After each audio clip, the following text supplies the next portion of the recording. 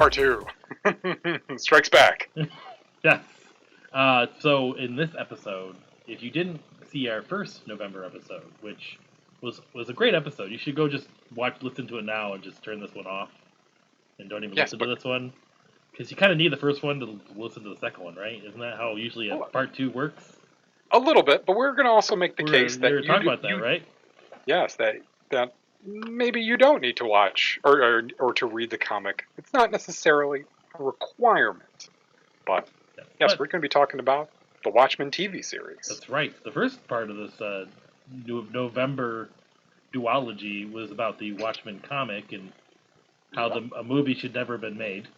Also correct.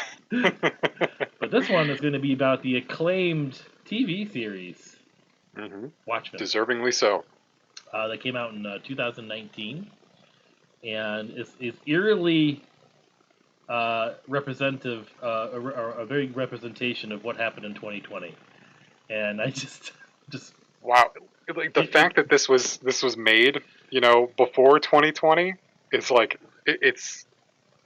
My wife, who's just started watching the show, two episodes in, she's like, I am caught between how interesting this show is, but also how accurate the show is, between the mask wearing, and it's not necessarily pandemic stuff, but there is the element of police brutality and Black Lives Matter, all of that stuff is it's in there too. It's nuts. And the mask thing has got to be a coincidence, obviously. I mean, that's just kind of just has to be a thing, and it just happens to be Watchmen's MO, right? Is the mask vigilante, but it just adds that little extra eeriness to it. Now, see, we didn't watch this show in 2019. You watched it this year, right? No, I watched it maybe a few months ago. Yeah, so September. But again, the Watchmen series, if you have not seen it, we highly recommend it. This is going to be extremely spoiler based, though, so if you don't care, enjoy the ride. But it's an. If you do, go and check it out. I'm in awe of how much I loved this show, and we're going to kind of deep dive in how it kind of connects to the comic books, and I think just our appreciation of how much I think this surprised both of us, being big Watchmen fans, as you can learn in the first part of our duology here. But actually, I think coming from how disappointed in the film we were, it's how could we watch a live action version of a Watchmen type of series, and this just hit a home run or grand slam or won the World Series. I don't know how many different metaphors. All the baseball metaphors. It stole second base. No hitters. It got sure, go 10 ahead. RBIs. I don't even watch baseball. I don't know. But no, it did win. I just want to do. I don't usually talk about awards on the show too much, but I do want to just say it's well deserving. It won Best Limited Series. The main actress Regina King, that's the character's name. It's what is the actress's name? She won Best Actress. Angela. Oh no, is Regina Angela King. Abar. That's Regina. Yeah, Regina King. Regina King. And then her husband in the show, which we'll talk about him in more detail. Yep, Calvin. Calvin. He won Best Supporting Actor for the show. Did he really? Yes, he did. Yes, he did. Wow. It was funny because he was up against. I think he was up against another actor, which is.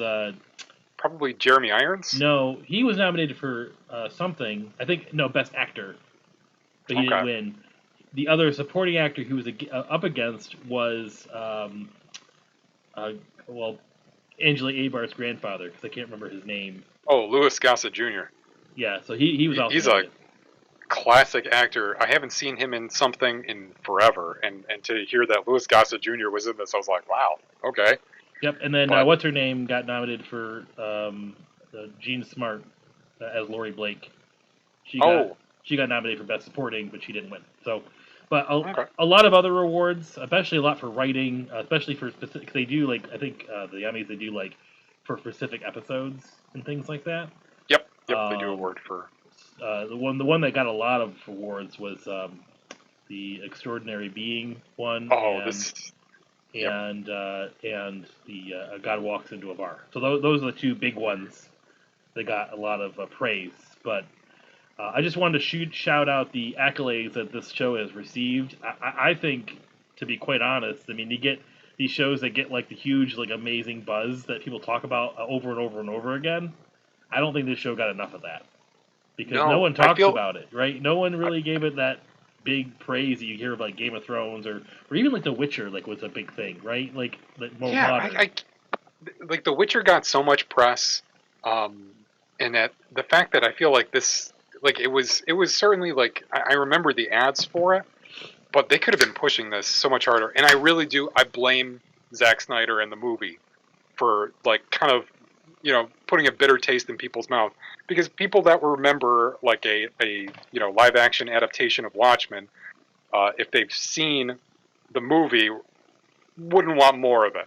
I can't imagine anybody would watch it and be like, Yeah. yes, give me all of this. Where's the Watchmen expanded universe? Like nobody was clamoring for it. It was more like, okay, you did it. You made a movie out of Watchmen.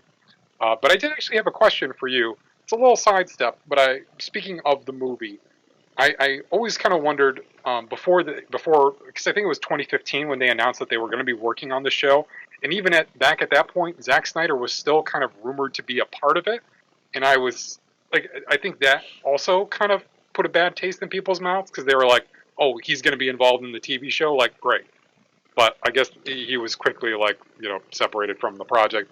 But would you consider seeing a 12-part miniseries in an animated style of The Watchmen? Would that be something worth pursuing maybe down the line?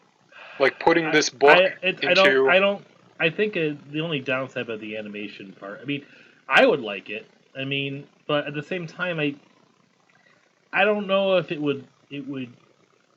Still have the same I guess. problems of adaptation. Yeah. I. I mean, if they were somehow make it like feel like an animated comic, I guess it'd be kind of cool Hmm. because You you need that kind of dialogue and subtext and. But I think after our conversation and last, we can use the TV shows as a prime example. I don't. Why can't they make that a mini series like this?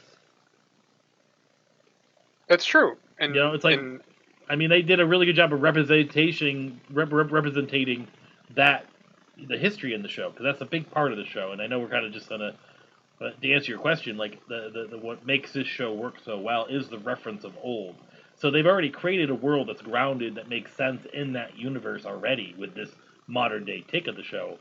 I could see them making a live action. I would prefer that because I really think, and though I love animation a lot, obviously I love anime and all that stuff. This show needs true human emotion and good acting. Or the comic. It okay, needs okay, it needs that human element to it. If you make it a comic or an animated thing, it's just gonna make it seem like a superhero thing again. I don't think it's gonna really, unless you have the right person doing that animation, I guess. But yeah, like it has to be like a very unique kind of animation adaptation, and it does have to kind of like turn into a comic book at times. Like you might have to do some reading while you're watching this thing. yeah, and Like there, but I think the emotion that's really conveyed in the comic, which I think gets sort of sometimes lost when things start moving. hmm Like you don't get. I think when you watch animated things, I'm just trying to think of how that would happen. And I think like well, if it was an anime style, or if it was Disney style, or Studio Ghibli style, like which one would even work in that realm to make it convey what it's trying to convey? And I think that like the only kind of representation is the comic, or trying to make a live action thing work. I feel like I would prefer a live action over. That's sort of a long winded way to answer your question, but that's I guess my thought. no, and I think we could use your example from last time when we were talking about the comic itself. Um, I, I mean, you could adapt this. You would need the right kind of animator and style and kind of vision. But couldn't you see like somebody, not Dave Filoni himself, but a Dave Filoni type, who knows the comic inside and out, Well, yeah, who could give it to do Damon. something like that? Give it to Damon. Give it to him. Like he know Oh, he Damon Lindelof. yeah. I mean, Yeah. like if he's creative director, and I don't know. I guess I'm trying to. I mean, still my answer. I don't think it would be my preferred way to watch it. I think about the example that you brought up when we talked about the comic in showing the monster in the last issue, the Oh first yeah, like yeah, yeah. 5 pages of that. Like, how do you show the gravity of that? Like, yeah, you can pan, yeah, you can, but like something about like the frozen images of it, and you kind of just like leafing through it and seeing like a glimpse of the creature, but then you're moving on and you're just seeing like the aftermath of it, and it's all still, and really that is what But is they going on, did that and like in the nothing is moving. now. Okay, we're just gonna dive in the show. They did that in the show. Like they Mhm. did a good job at showing the creature in the show. Like Yep. in a different perspective, it made it fresh and new. But like you think about when they showcase that as the the history lessons that this show gives you is I wasn't sure if they even like would do the creature like again in I the was like, would show. they show it? Would But they like I show it? wasn't Were like you wondering? when I saw this, I don't know how we're gonna jump into the show yet because I feel like we're like skirt tailing around it, not going into the deep dive of the show. But We're getting there. but when they show the creature, it's like it is just like at first it's like these intense close-ups of like people's eyes being barreled out, like bloodied, and Mhm. just a lot of like still shots of just the death, right, of the people. But then it starts to pan away, and you see a tentacle, and then you see another tentacle, and then you see the squid really fast, and he's gone. Like Yep. it did do a good job, and I can see them doing something similar like in a miniseries version or a live action version of just like death, death, some weird tentacle, death, like Yep. maybe something blowing. Like you can have motion, be like Akira Torres, like the what's his name, the one that does Toriyama. Toriyama, um, uh, he does like wind or something to kind of represent to have that sense of motion still, like Mhm. some sort, because obviously it's it could be windy that night, things are flying, garbage is flying, it's still and it's eerie, but you just showcase the death. Maybe not as bloody, but like I think it could still be done This could be a appropriately. Studio Ghibli. This could be a Studio Ghibli movie. Could be, or a If you had miniseries. if you had They would do it. that animation quality, um, yes, I think it could be done. I think There's not enough you're. there's not enough cute creatures though. I don't know if it'd work.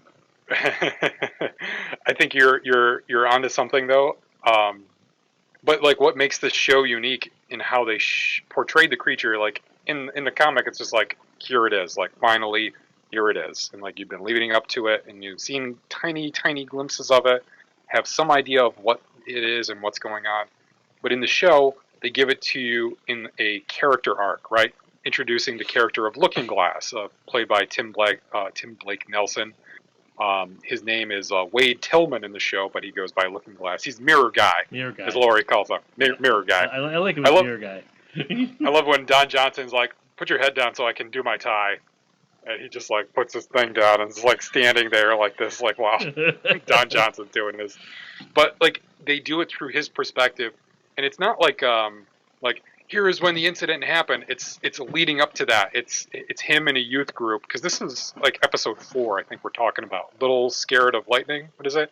Or no, I'm sorry, episode 5. Little Fear of Lightning, where you see him relive, or like you just get to see the squid attack in 1985, hmm and see like just what he was doing. He was part of like a missionary group of guys going around to talk about the good word and, Yep. and like the hedonism of New York City, or they're in Jersey, and all of a sudden, like he's like seduced by this girl, and she manages to make out of the That's so funny. funhouse with his clothes.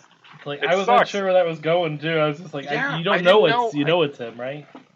You Yeah, don't. it's him. Well, I didn't know it was him Oh, until it cut. I didn't register well, they that. kept calling him Wade, and Oh, maybe I did figure it out. I think it took me a little bit to figure it out, but maybe I just all of a sudden clicking. I couldn't remember.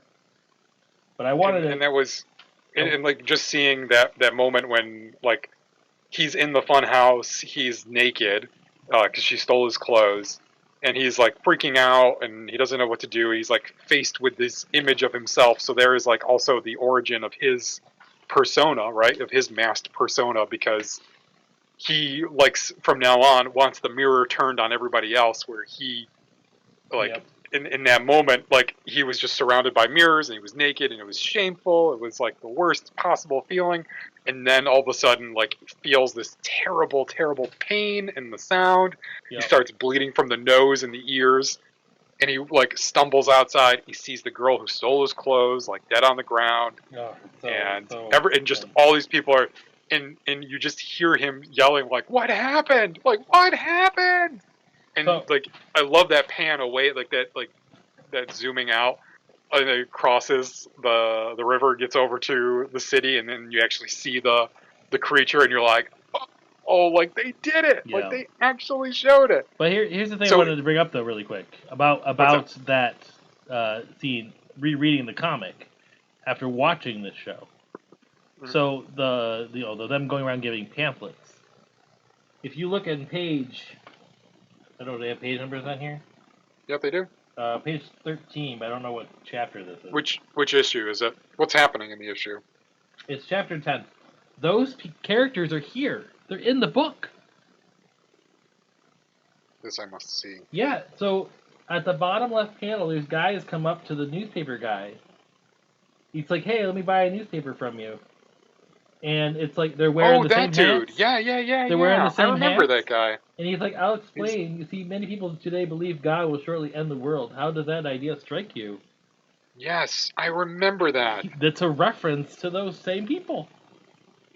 Right? Isn't that what that's the group that yeah, they were part of? they're dressed very similarly, like just like suits and nice hats. So that's the thing that's amazing. I reread this book. I found two things that connect to the show very similarly like that. They're just like one small like little lines or one small little panels that just sort of reference it.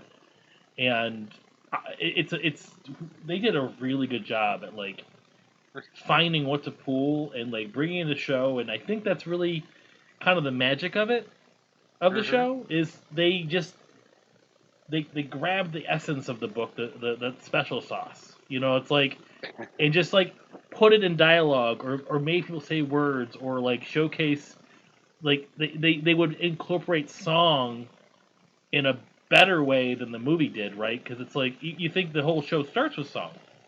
I mean, it starts with the massacre of Tulsa and her playing the piano, but Yep, they for do Bass it Reeves. in such a better way. It's even not a good song to listen to. It's like it adds to the tension of the scene, the what's happening. You can tell She's something's playing- wrong, right? Yep, she's playing a soundtrack, and even though it's a soundtrack to a different like movie, it's become the soundtrack of the episode at that moment, right? And Yep. so it does build the tension. And as like you hear things happening outside, she starts playing. Like her playing is affected by it, and like Yeah.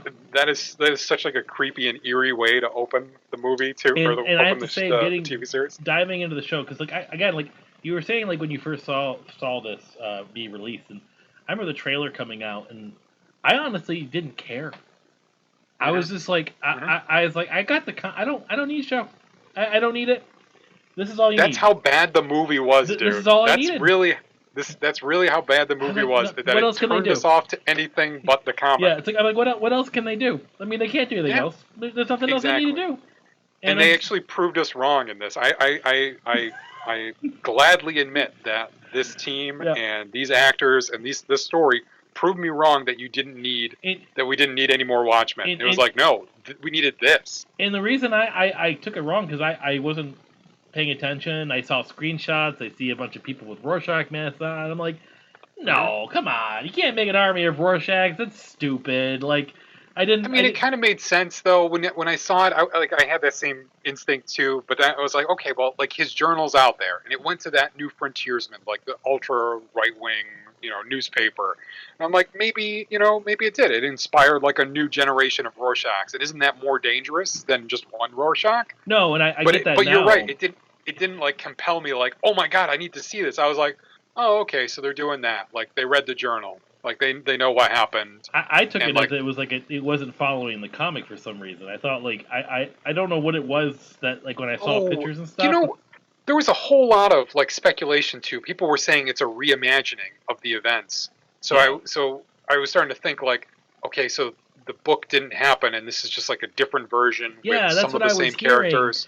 And I was like, Mhm. it's like it just turned me off a little bit, and I think that's And like, really, all it is it's a sequel to the comic book. and I Like think that's it. another reason too is like, I'm not gonna hype myself up because I'm not getting HBO. I don't really have anything else that HBO I want to watch until now, because now HBO Hmm. Max is amazing. But like, I just like whatever. Like, and then like you actually started telling me about it. This, I think you're the one that got me to watch it, right? It's like the reason I Yes. watched it was for this show. I'm like, oh, I would love to talk about the comic book. Let's do that all day long. I'm all happy to do this, but you need to watch the show. You need to Yeah. watch the show, and I watched it, and I was hooked. I finished the whole show in like 4 or 5 days. I would stay up till like two in So the good. morning. I had to watch one more episode. You know, it's like Yep. it was like one of those things. Yep. It's like you had to like keep on, and like if I'd have kids, I'd probably watch the whole series in like a day. You know, it's like it is really good, and I don't know how else to glorify it. But what makes it so good is those connections to the book where I'm trying to reference that, and I think having it be 30 years later, like have that kind of gap between, or is it like roughly 30 years, right? It's like 86, I think, when the events of Watchmen happens. Yeah. So 40 years, 40-ish, because 40? Is that 40? Is that? yeah, if it happened in the 80s, then it happened in the. No, it's like 34 years. It's When 86. does this take place? 86 was when his Rorschach Journal is 1985 or 1985. Hmm. Because that's like the Okay. first page, right? Is the Rorschach Journal. It's October 1st or October 12th, 1985. So technically 15 years, I guess, because it takes place in 2019. That's actually what they say in the show.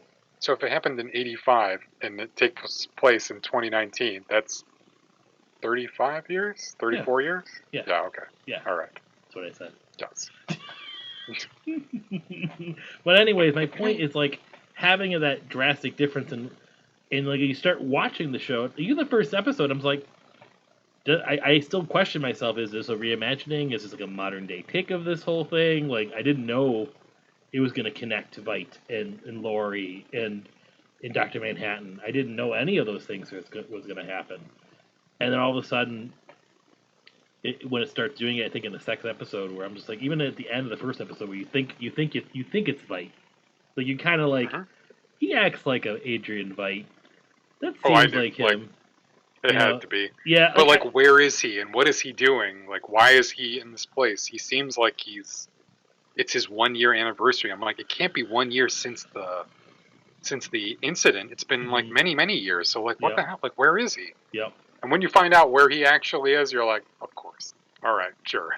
Like, yeah, it's kind of surprising, but then it's not surprising at all at the yep, same time. yep. No, it's I, like I feel like we're just here just like saying amazing things of the show, but like Yeah, I didn't know this was just going to be us, yeah, like it's okay. But let's say but it's like you good. It's start so with the show, good. so you got this whole sense of like you said, like you have people that have watched this show, like you said, your wife is starting to watch it without reading the comics. So that was the thing we talked about before. I think the beauty of the show, it does do a great job at like even like to the person that knows the comic, it makes them second guess what's going to happen, and not maybe even be unsure about like, well, I thought I knew what that character was, or I thought I knew where Doctor Manhattan was, I thought I knew where White was, and It it just, kind of like flips it around, but it all makes a lot of sense, right? It's like yeah, that it is. it fits the what we expect out of a Watchmen story. It's like okay, weird things that are grounded. Like you don't yeah, like crazy shit happens in this comic book, and crazy shit happens in the show, but they all kind of like have some sort of like good reason of how they got there. Yeah, like the logic of the show is set up similarly to the way the logic of the comic is set up. It's like, here are the facts, and slowly as you go through it, we'll give you more and more, and you kind of learn about this alternate history to the United States and, to the world itself and where we are now Yes, where in Robert the present Redford day. is the And by the president. time you get to the present day, that's when Right? things start to change. Things start to like flip on their heads. That's when you learn, like, oh no, Ozymandias is not like in some English countryside manner. He's on like a planet, what was it, like one of the moons of Saturn or Jupiter, Yeah, I think so. and Dr. Manhattan is not on Mars; he's on Earth, living a human life. Yeah. So But spoilers, yeah, spoilers. yeah, we said this at the beginning, but like, and then again, you have Robert Redford as the president, right? Like, Yes, yes, as the like the president for life. But it's just crazy thinking like that kind of like switcheroo. Like no, Doctor Manhattan's been here the whole time, and he's doing something that he's always wanted to do, and that's just be human again, Yep. without knowing that he's Doctor Manhattan. Yeah, It's no, like it's the idea of ignorance is bliss, being given the power of a god. That like the Seventh Cavalry guy there, what's his name? Senator Joe Keene, like the son of the senator who's named for the one who came up with the Keene Act to outlaw vigilantism, but his son wants to like get the power of Doctor Manhattan. Yep. And Doctor Manhattan is like at the same time is like trying to give it up, like realizing like this kind of knowledge no one person should have. And I really do like the show expands on the comic book in terms of like what Doctor Manhattan's powers are, like what are its limits and what can he actually do, and they talk about the like because that was something that I always kind of struggled with was understanding what he means by like I can see all time, and in the show they actually like come out and say like I'm experiencing all of these things simultaneously, not like by choice, you know so to have the like bandwidth to be able to experience all of your own history and future at the same time is like crazy. It's just but I feel like the show did a good job of not oversimplifying the comic book and not like brushing it under the rug. They like took it and they like took it a step further and like this is what it's like to be Dr. Manhattan. And I think what does it justice too is you could call it like I mean, you're the writer here, but it's like a prop, I guess, to help with the story. I forget the terminology they use for it. Like it's like using time travel to solve a problem. It's just like that caveat way of storytelling, just to like. Oh yeah, like I forget the term. There's a term people say for it, but like. Oh, like do you mean what is it? Chekhov's gun, like flat the device, thing maybe the flat device or something like that. But, oh yes. Yeah. Oh okay. Oh, I see what you're saying. Sorry, I thought you meant an actual thing. Okay. Yes. No. Yes. So when but they use it as a plot device. Sure. The plot device that they use though to help solve the the problem with Dr. Hatman, that knowing his future at all times, like that's a hard thing to kind of work with. Like when you're writing a story, it's like they poke fun of it in this book. Yeah, Laurie's like, you can see the future. Why can't you stop it? Like, why can't you do it? And they try to say, well, I can still have control of it, but that's already been said and done, right? You can't tell that story again, but yet you still need to bring. They will still want to bring Dr. Manhattan in. So how do they solve that problem of him not being like him seeing the future and not need even control it? They make him not be able to see the future, which is an easy thing to say, but how they go about getting there and how it happens is great. Like he gets blocked. Like when you finally meet him at the end, it's like I can't see the future. I don't know. He doesn't even know why. He doesn't remember. He can't see that far to even know why he can do it. Yeah. Like he tells Agatha Abar that, right? Oh, Angela. So Angela. Yeah, like he definitely like he knows. It's like if it's connected to him, he can see it, but there are limits to that as well. He's like, there's like what happens in the. She's like, what happens in the 10 years that we're together? She's like, I don't know, I can't see. Like he doesn't know that gap, but he sees the after that part. He sees the tragedy. Yes, when he becomes Dr. Manhattan again. Yeah. Like so he knows like there's this period where he gets to be just like free of it for a little while. He's like, it'll be great. It'll be filled with ups and downs, but it'll be beautiful. And then it'll end in tragedy. Yep. But it'll be worth it. Yeah, and I think that's a good message. Like that's one of the good messages the show gives. But like I think like to go back to before you even learn all that stuff, because that's just us like saying like how this does a good job at like slowly giving you information about why we would want to watch The Watchmen. Like why do me and you want to watch it? We want to see how does it connect to this book? What happened to the other characters? Yep. Like all those things are given, but guess what? I started caring about all the new characters too. Like I wanted to know what happened to them.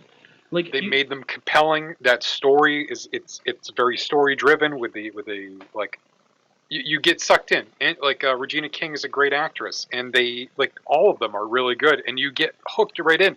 So that when you are thrown like little bones from the yeah, comic book, you're like, whoa, yeah, like yes, this and this, yep, both of the yeah. like.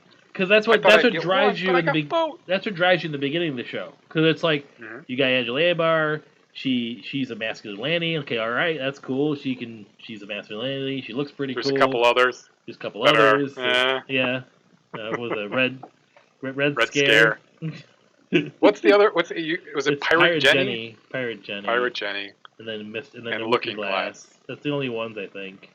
Mirror guy.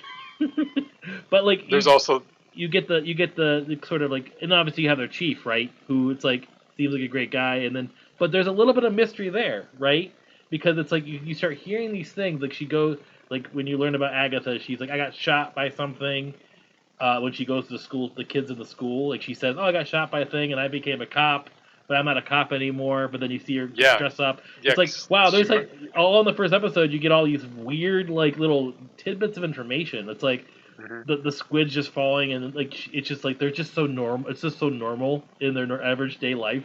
It's like the And I squids love again. You know, it's like they use the soundtrack to really like drive that home because they're like the squids are falling on them, and when they're in their car, like Angela and her son, and all of a sudden like she gets out and she's got like a squeegee thing and she's like clearing it up, and the music in the background is like, don't you worry about a thing, cause every little thing gonna be all right. And I'm like, really, like like the squid attacks now, like they're playing the song in the yeah, background, no, it's literally good. telling you like this is okay, Yeah, like it's all right, it's yeah, normal, yep. it's fine. And But and that leads to other things later on. You're like, okay, I like this. It's like I feel at home because this feels like a modern day Tulsa, Oklahoma. Like it just feels normal. But then there's like these subtle weirdnesses too. It's like you got the squid thing, the technology a little bit different, the masks are a little bit different. You know, it's and that when Angela is in front of the classroom telling about, she mentions the White Knight, and you're like, and yeah, that's the first time you're like, what the hell is the White Knight?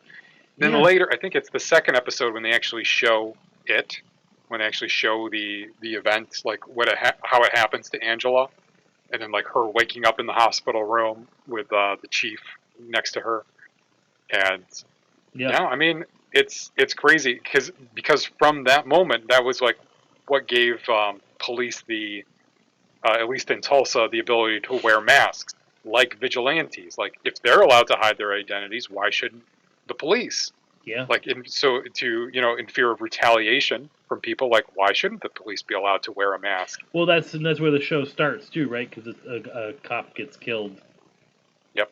I thought that's like when like I knew I'm gonna find the show interesting too. Just that scene was like it's like in that it references so many things. It's like first off, it don't, has a bit of a racial thing. You have a black cop, and then Mm-hmm. he's wearing a mask, and he can't access his gun because he needs permission to be use to use his It's firearm. crazy. Like It's like requesting weapons lot. Yep. and like he's like dealing with this, you know. Initially, when the guy got pulled over, it's like okay, this he didn't seem like a bad guy, but like you get like all of a sudden you're getting like something fishy, and then it's like he sees like the Rorschach. He starts saying, "I see he has a Rorschach mask. He has a Rorschach mask." It's like Mm-hmm. in that scene, you got like all this information. Like, why did my Rorschach? Why can't he get his gun? He has this yellow mask on. It looks ridiculous, but still, it's like that's kind of weird. And it's like I have so many questions. Tell me more. It's like you get Yep. that in like the first modern day scene, like not the obviously you have some history lesson to kind of listen to first with the massacre of Tulsa, which obviously is extremely important, but you don't really Mm-hmm. know that right away. You're like, okay, this happened in Tulsa. This is gonna be something that you get given later on, and you're like you already could tell, like, okay, this is gonna deal a little bit with race a lot, which this show does. It's amazing, and in that same scene, in the same vein of what you're saying here, in terms of like how it's approaching race in America in this like alternate uh, United States timeline. Um, when Angela is giving her speech to the class, she tells them about the White Knight. She also what does she mention as well? Like not just about I lost my line of thinking. She grew up in Oh, Vietnam. She mentioned that. what were you saying? She grew up in Vietnam. I know that. Talks about that too. Like I used to be. I grew up in Vietnam. Yeah, Yeah, that Vietnam is the 51st state now that, yeah. Because we because won the they won the war. war. Oh no, I can't remember. It's something to do with the cavalry, but I don't it'll know. come back to me. But they're like in her, she's talking about the White Knight. She mentions Getting shot. why she gave up. Yep, that she was shot, and that's why police are allowed to wear masks now. It's so funny because like I think some kid in that scene starts like asking questions. That's the thing. The He asks her. Reformation. He's like, "Did Redfordations pay for that bakery?" That's what I wanted to say. Thank you. And Yeah, like, yeah, it's like, what the hell are Redfordations? I'm like, it sounds like reparations and Robert Redford's name, and that's exactly what it is. Like, yep. you can figure it out yourself. Like, but then you get the scene. I think in the second episode when she does her DNA test, Angela goes to the what is it, like the Greenville Center Yeah. for To me, like heritage, and she finds like you are a descendant, and she that's how she eventually finds out that Louis Gossett Jr.'s character is her grandfather. mhm. She gives like a DNA sample, but that's like there is this, yeah, there is a bit of, as they did in South Africa, truth and reconciliation between people that were wronged in the past, and like a little bit was given to kind of right that wrong, and that little shit in the classroom who goes, "Did Redfordations pay for your bakery?" It's like, oh, like Yeah. you can try to fix things, but you'll still have people like that, Yep. Yep. and it's certainly it's his parents talking Is that how through she him. finds like one of them too? Like, isn't it like she just knows like that kid's parents' house or something, and that's who she ends up going to? Do you think that was the That's kid's what I house? was thinking. Like, I mean, like I don't know, like because she's like, I know where one lives, and it's like, because she like finds out about this the cop dying, Oh my god, you think and it was she's that well, kid's that's the only thing I could think of. It's like dad? she's Oh like my god, she's like I know that's where hilarious. I know where one lives. Like she just Well, like she doesn't, does she even say anything? I love that scene where they she finds out like, oh, the cop was shot by cavalrymen, and he's in intensive care, and they're and she's and we're calling you in. She gets the little pager. I love that they still have pagers. It's a little bighorn like that. I mean, like, for them to come meet the chief. And before she goes and grabs some dude from the Nixonville trailer park and just puts him in her trunk, takes him there, and she's like, "Yeah, I've got a suspect in the trunk." And he's like, "You already rounded somebody up?" She was like, "I knew what you were going to ask me to do. I just did it before you asked me." do they have cell phones in the show? I don't know, Justin. I don't think so. Like People were using home phones in that. yeah, Because remember, because the Dr. Manhattan thing was like, all right, so from what I understand, because this is not the movie's logic. The movie's logic was Dr. Manhattan himself, like, emitted radiation, and then also the batteries that he made, the lithium batteries that he like synthesized enough lithium to make lithium ion batteries for cars and for things like that. Those were also like dangerous. Um, but in the show, it adheres a little bit more to the book, in that there was just a rumor that anything that Dr. Manhattan made himself or came into contact with was cancerous, was carcinogenic. but they don't say So that. like that's why his They don't friends and say that in the family show though. nearby. They don't reference that in the What's it? show. Do they reference that in the show? I don't think they come out and say that, but that's what it is in the book, and it's like they kind of just like pick that up and kind of Well, yeah, show you what would be the that's after effects of the it. fun People thing like we. rejecting This is technology. the fun thing And we found in right before the show here is the please database. tell them about Is the database. Pedopedia. So I mean I hope yeah this show's kind of jumping around, but hey, like this is fun. So like I was like I had a question that me and Paul have asked each other a few times since we started doing this show this topic is one thing that didn't happen in the show because there's a lot of references to other characters like Rorschach and Laurie and all that. We just didn't know what happened to Dan Dryberg. Like, why isn't he in the show?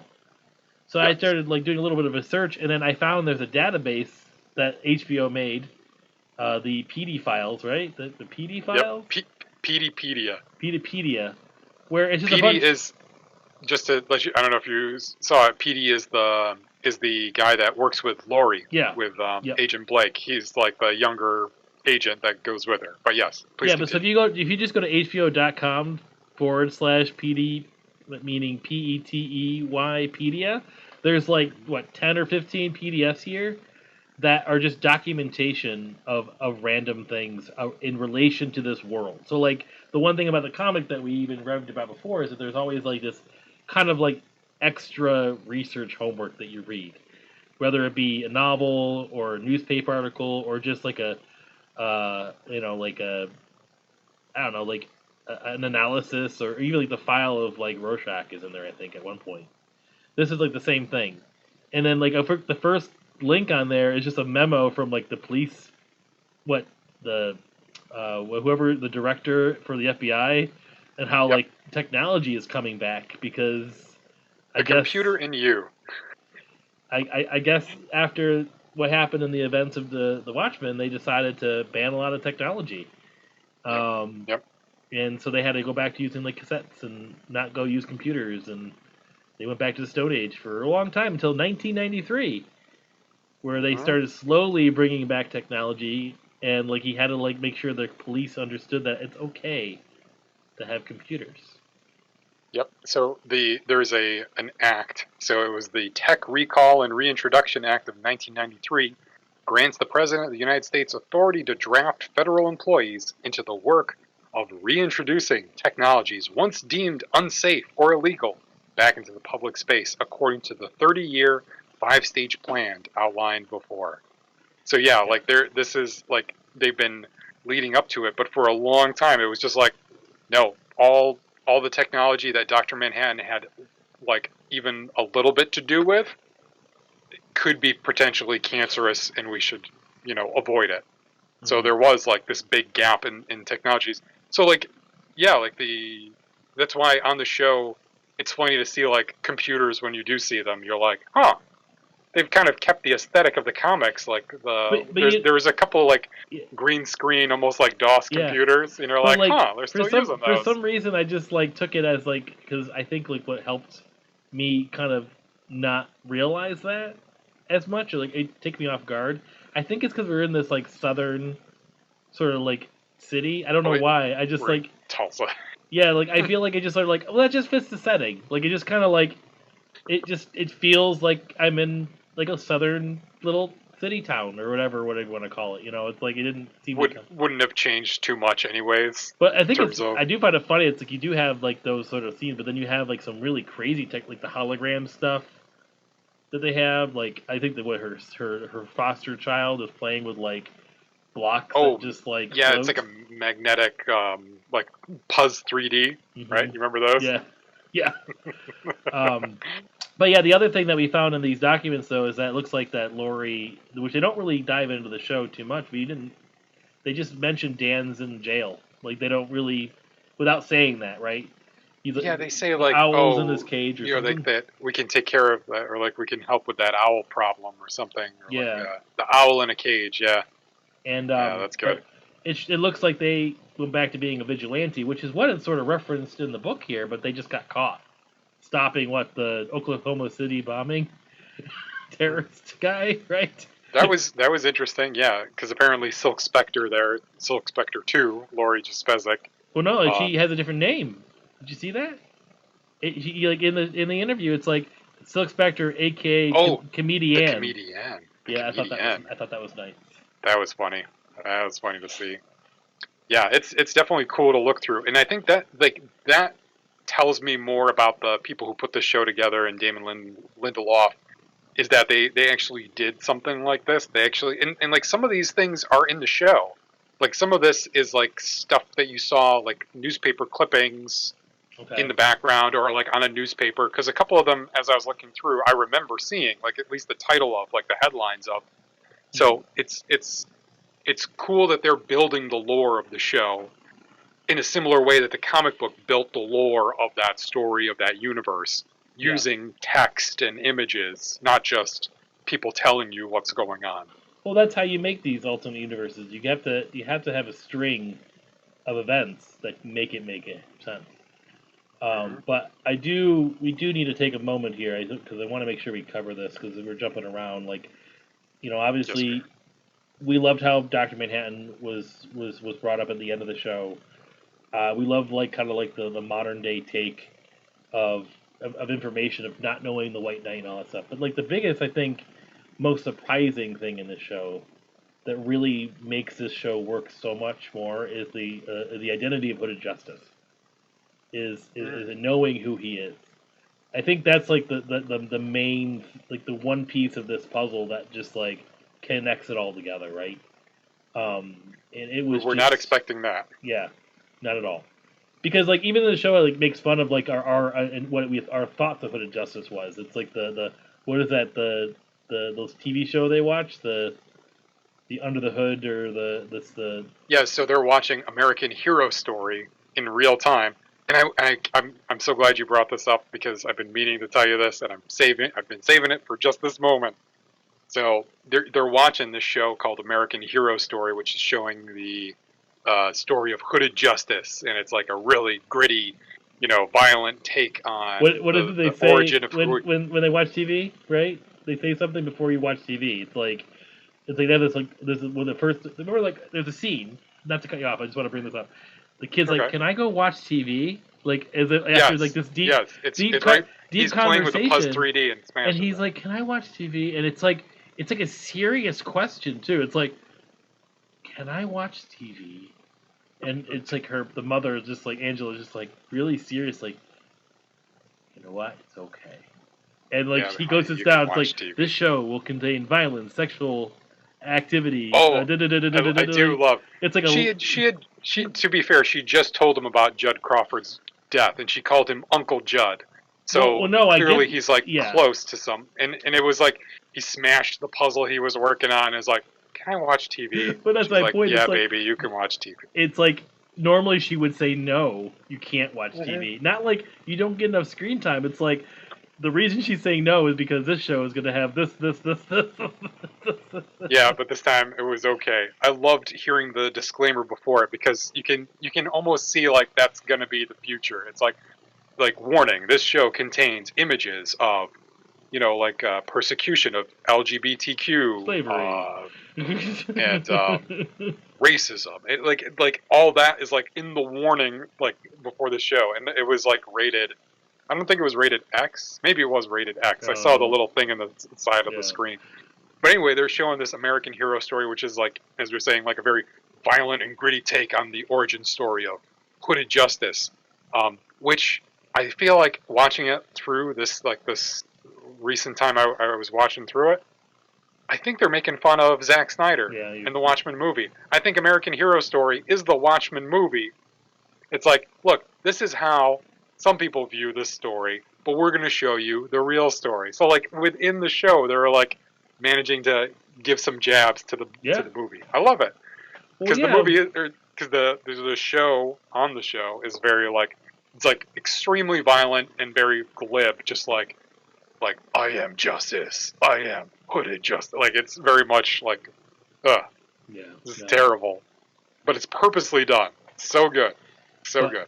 like, I love the fact that they make Hooded Justice the centerpiece of the storytelling. And obviously, he's not the centerpiece. I'm saying like he's the glue. He starts the whole chain of events, right? Exactly. He starts and it's funny because you never thought like looking at Hooded Justice like in the book like looking at his actual like um his costume like why does he wear a hangman's noose?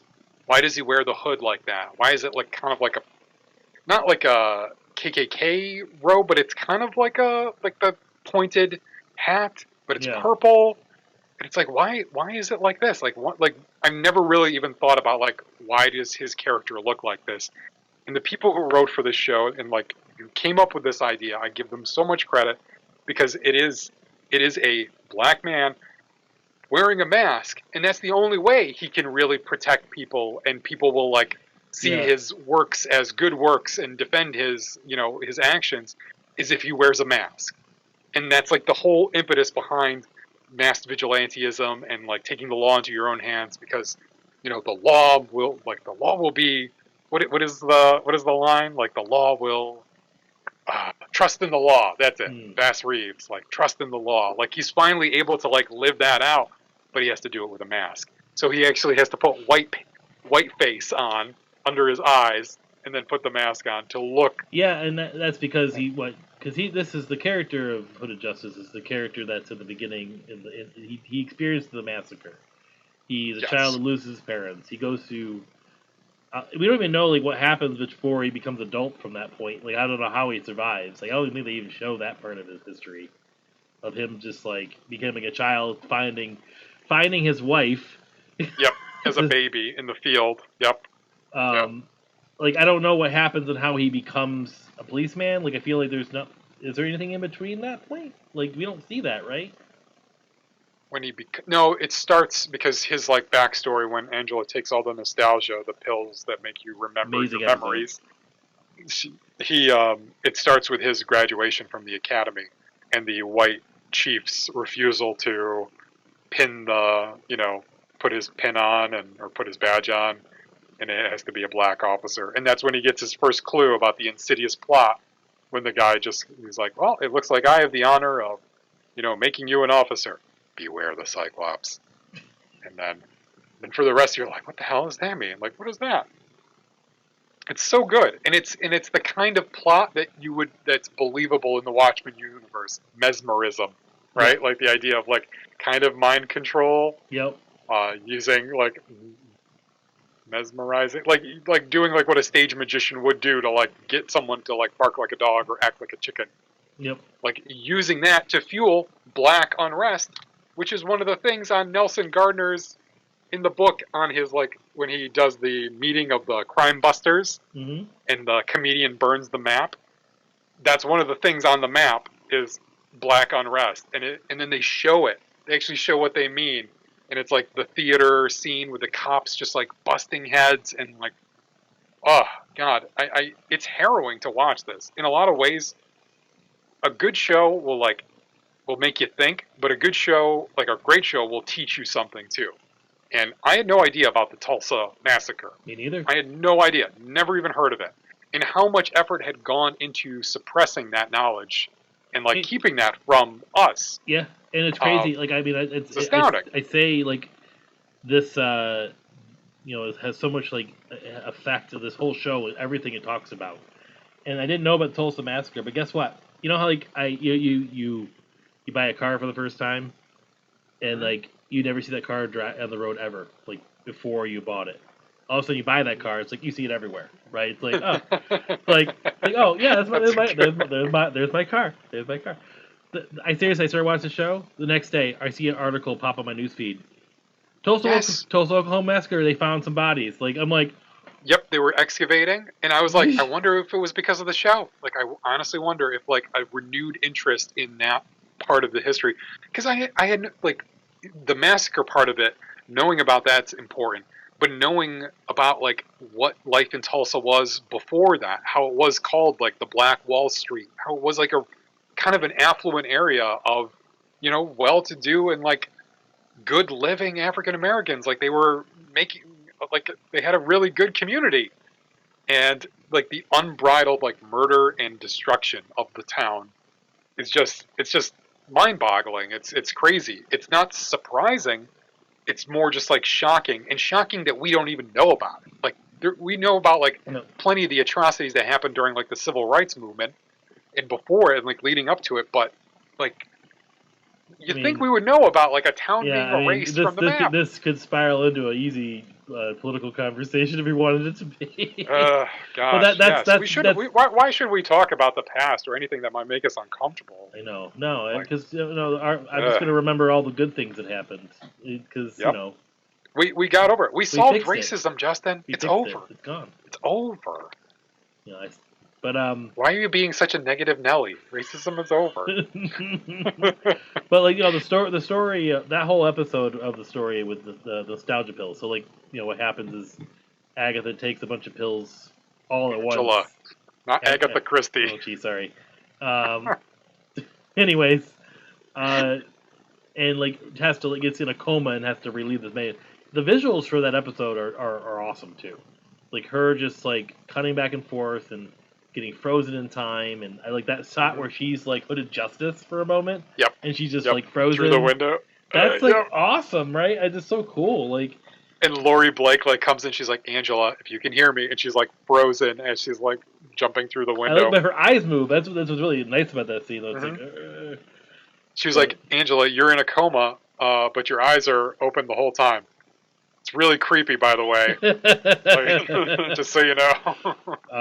but yeah, oh man, like I just like the Hooded Justice stuff is so good, and but like again, this is like so much stuff where we're talking about, and it's only 9 episodes. Like that one episode too, like it didn't feel long to me. Like I wasn't bored, but I felt like I watched like 10 episodes. Like I just like Yeah. it just It's like a lot of stuff. it's like, oh man, this must have been a really long episode. I feel like I've gotten so much information, but I go to like check. I just like out of curiosity checked how much I had left, and like I've only been watching this for 30 minutes. That's it. It's like Jesus. Each of these episodes are very dense too. Like even the very first episode of the season feels like it's 2 or 3 episodes. But yeah, especially this extraordinary being or that particular episode is. And I do love the huge. actor. You're right that plays. What is Hood's Justice's actual name? Do you remember his actual name? Will Reeves. Is it Will Louis Reeves? Gossett. Yeah, Louis Gossett Jr. Yeah, Will Reeves. But even that's like his taken name, right? Because isn't that the name of the movie he watches? Bass Reeves. Yeah. Yeah, he takes his name. But and like when you first meet him, and like you find that he's in the wheelchair guy, like you kind of know he might be some sort of role in the first episode, but he doesn't do much, right? But then he shows up right at the end. Like when she starts questioning him, it's like he's like, who killed him? I did. Yep. I'm Superman. It's like I'm the one who strung up your chief of police. Like he just keeps repeating that. He sees her once before, like she's going to the bakery. Yeah, that's what I'm saying. You don't and really. The bakery for her is like her armory, which is awesome. Yeah. I love her character. By the way, I love Sister Night. I love like her whole like aesthetic, the painting of the mask on. Yeah, which is every time opposite of her grandpa. Yeah, exactly. The inverse of that. So she's doing the black on while he would do the white. But it's just so cool. Like this is what a mass vigilante in 2019 would kind of be like. I loved her car too. It was like her own Batmobile. It was just like a classic. It was like a Caprice or something. I love what happens to her car. That's what. Oh, that's also. Well, no, her civilian car. I was talking about her Night Sister car. And I love how she develops that persona too, like where it comes from and why she chooses it. And man, I mean, this show is so dense. It is like the book in that you can just sit and unpack it. Yeah. And the more that you look into it, the more you'll find things to like about it. Yeah, I mean, there's little subtle things. I mean, we didn't really. There's so many. Like, I feel like in the last part of this duology is we kind of were able to focus on each character because they really kind of deep dive into a good amount of characters that are easy to talk about. This show actually gives you way more characters to think about, and they give it all a good amount of time. Like we've talked so much, we barely have touched Vite. We barely have touched Lori. Like we were talking about all the new ones, right? Like Vite's story is freaking crazy. We didn't even talk about True. Like Lady True. Lady True. It's like there are so many things that happen, and they're all really good. But you're right. Like, I was gonna say Agatha again, but Angela. Her story is already interesting up to for the first 8 episodes, right? Yep. Like, all right, I love this character. I love everything about her. But then you start seeing her backstory. It's like, oh, this is getting so much better. It's so tragic. Her parents die in an explosion because of what happened in the past. Because of supposedly Dr. Manhattan, but it's like they try to connect it all together. Because the U.S. took the war, it creates the kid to do the explosion that kills her parents. Yep. It's like a suicide bomber in Vietnam that kills her parents, and they're like her father's a serviceman and kills both of them, and then yeah, to find out what happens to her grandma, who comes to like rescue her I from the was so orphanage. sad. Like, oh, I was so sad. uh, Like the that was kid's the face. worst. I can't. I was just sitting there. I'm just like having my own children. You know, like I just like she's like kind of like a little older than Callista, right? And I'm just sitting there. I'm Hmm. like, uh, Yeah, like, it like, is. It's definitely. It's hard to watch. It's hard to watch that, and I know that I'm gonna have to watch it again too with my wife, with Kristen. But and like it, even for Lady True's character, which yeah, we haven't talked about her really at all. The fact that her mother impregnated herself with Adrian Veidt's sperm, which he keeps in a vault behind his desk, but she does that, and then eventually her own daughter will will create her again, and the whole reason why she developed nostalgia, the pills, to give her mother back her old memories. Ah, I love the idea of nostalgia too. By the way, they're in these PDpedia files. Like one of them is like a nostalgia, like an ad for it, and it's just like a one you'd find in a magazine, like the 2-page thing. It was like consult your doctor if you would like to try nostalgia.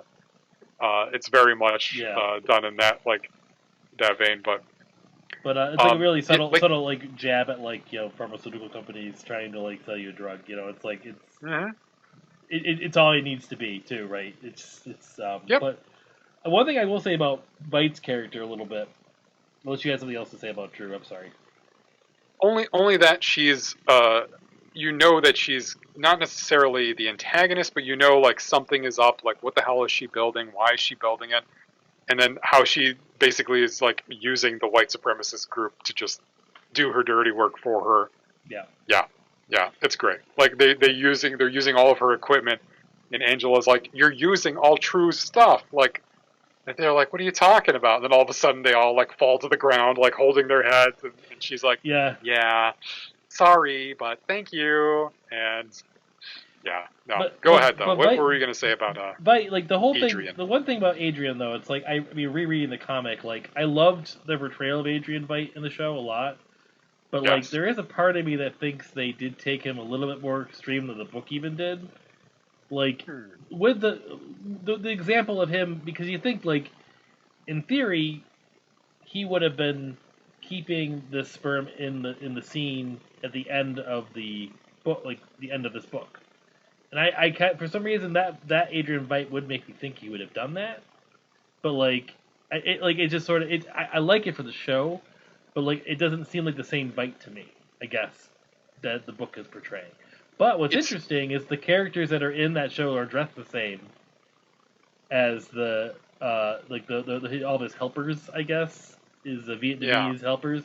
They kind of use the same wardrobe in the comic as they do in the show as well. Yes, yeah. So you do see, and most of them are Vietnamese. That was like that was a thing from the comic. I remember in like one of the at the end of the chapter they have like a like it was like a the interview with Nova Express. Adrian Veidt had like this like long interview with Doug Roth where he basically says like he's like this man who took in political prisoners and like dissidents from Vietnam, like people that would have been tried or executed by the U.S. government. He took them in, and like now they work for him. So it's like, yeah, that's great. Like that's so noble and so nice of you. But then like you see Lady True's mom, and it's like, yeah, they're also like scrubbing his toilets and Yeah. basically kind of his slaves. Yep. And all it did, I feel like they took Adrian Veidt and like I feel like went to its logical conclusion. Like, well, what if he really did take these people from Vietnam as his like servants? What would they be like? What would that be like? And it's like they asked every legitimate question you could about Adrian Veidt's life.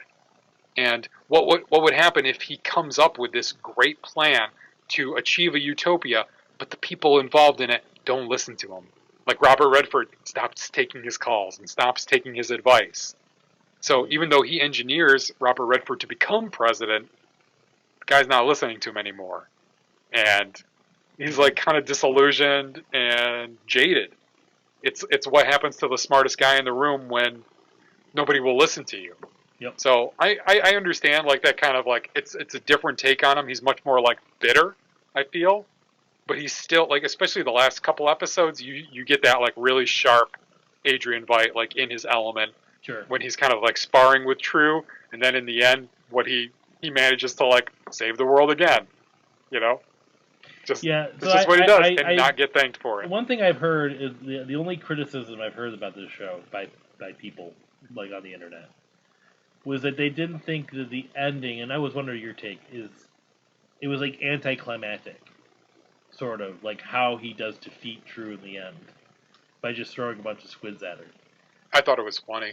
Yeah, I thought it was funny, it's and like very it's Veidt. a very like Veidt way of doing things, like thinking outside of the box. Yep. Like, well, how do you stop it? She's unstoppable. She's going to become Doctor Manhattan. And it's like, wait, I have something that throws things to the ground, but if I make it really cold, it'll turn it into like a Gatling gun. Yeah, And it's I like, mean, okay, to me, I'm just it like, clear. you don't need like this extravagant. That's his answer. His way of like destroying the world was crazy, but it is out of the Yes, box, right? It's yes, it's a smart, fast. He didn't have years and years of planning to make that thing happen, but he's like, what can I do in a moment's time? Oh, we're just gonna throw a bunch of squids at her. It's like it was fitting, I think, and I do like the fact that it's like he has like Looking Glass and Lori with him, like Looking Glass who's afraid of squids like deathly, right? Like yeah. he's helping him throw squids. Well, that's what's crazy is like he had like once the video he sees the video that Senator Joe Keane had like finally like got a copy of that shows Adrian Veidt saying like, "Hey, it was all a hoax," basically telling President Redford like it was all a hoax and it was just and like here's what you should do, like here's what you can do to lead the world to a utopia, and it's just it was it's really well thought out. Like they really I like how he took the calls it time a to think hoax, about like the but like I like he what. calls it a hoax, even though it's like he still murdered a bunch of people. Like that's like. Yep, yep. That's why in the end Wade is like Lori's like, well, you're under arrest, and he's like, ha, like blah blah blah, not gonna arrest me, blah blah blah, and then Wade just punches him. He's like, that guy talks too much, and just like yes, he does.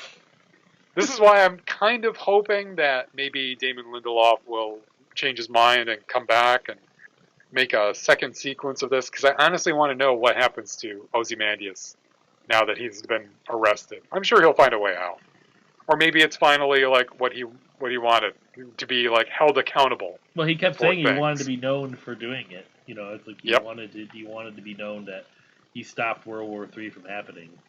But and his search for a worthy adversary finally happened with his own daughter. I like yeah. that. Nice little. But one thing I do want to touch on before we wrap this up, because I feel like we did a really good job summarizing the show.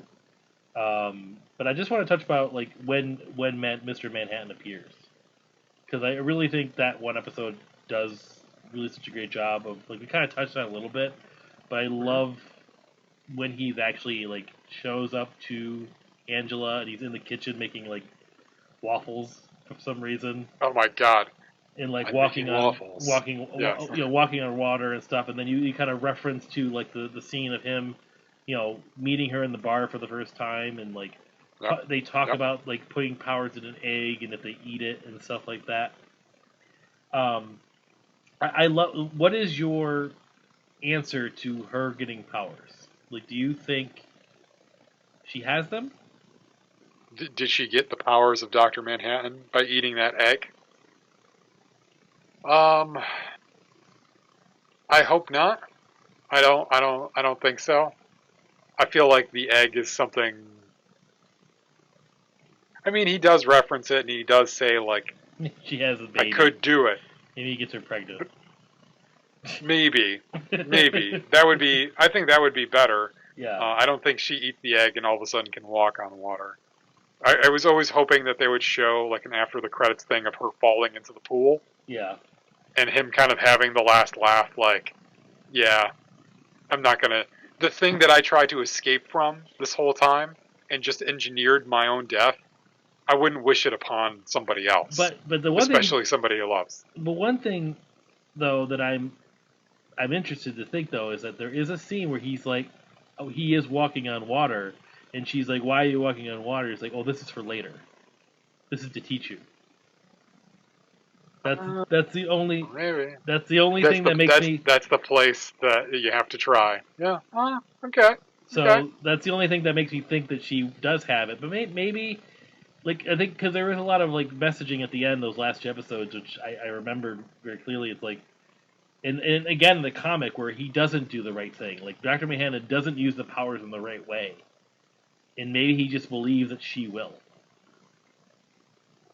And Maybe it, and that's what Will's last thing he said to him was like, or said to her in the show. He was like, he was a good man, but he could have done a lot more. yep, yep. Huh? But I do want to leave you with one thing though, because the last line I think she says in the movie is a quote from the book, and it's you can't make an omelet Without breaking without a few breaking a eggs. few eggs. Yeah, And do you know where that was in the book? that's Rorschach Yeah. in the beginning when he's like eating an egg, talking to Moloch, Well, right? he's interrogating him and stuff like that. He Yeah. throws him a fridge. I was just like, He's also eating. He also eats an egg raw in that scene. I always remember that because he like cracks it, and you see like this like yep, like eating a yep. raw egg because that's how Rorschach eats. He'll just open a can of beans and start eating it right out of the can, showing up unannounced at your house. I just like when I reread it, like it just struck me though too because I'm just like, oh, like I don't know. It probably has not the same meaning whatsoever, but like it's a way of again like I feel like that was deliberate using that line and somehow making it like fit, because he probably saw it in the book. It was a There's terminology, use it, you know what I mean?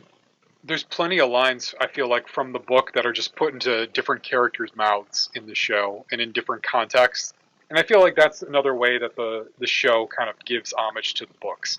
It doesn't necessarily have to knock us over the head with the connections. Hmm. It's that little bit of subtlety that makes us feel like we're part of the Watchmen world without us seeing Night Owl and Rorschach and all the Minutemen every other minute. Like it's fine. It's fine to show new people and new ideas, but still like blend them into this. So, I mean, Justin, is there any doubt that we would recommend this series to anybody? Go I watch mean, it. it's great. We just devoted this whole time Will to this will episode. will you enjoy it without the book? I think so. I'm pretty sure. I think so. I'm really I'm trying to pretty watch sure it now with my wife as like as an outside observer, and it's riveting. It really is. It's still got my attention. because I like have again like questions, but they're like good questions. it's just the pacing of the first few episodes because I don't think they really start bringing the old stuff until later. And Hmm. by that point, you're just like, I'm already curious about this story.